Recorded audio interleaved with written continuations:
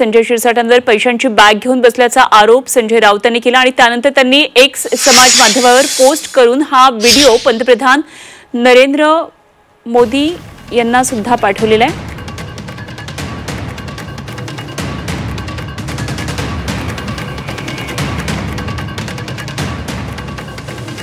तर गृहमंत्री अमित शहांनी पाहावा असं म्हटलेलं आहे। तर देशात काय सुरू आहे ते मोदी आणि शहांनी पाहावं असं संजय राऊत म्हणालेले आहेत।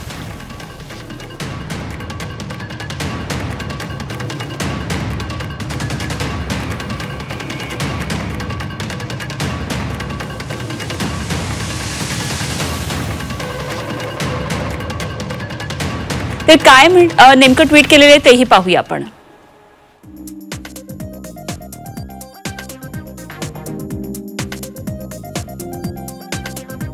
तर हा व्हिडिओ पंतप्रधान नरेंद्र मोदी आणि गृहमंत्री अमित शहांनी पाहावा।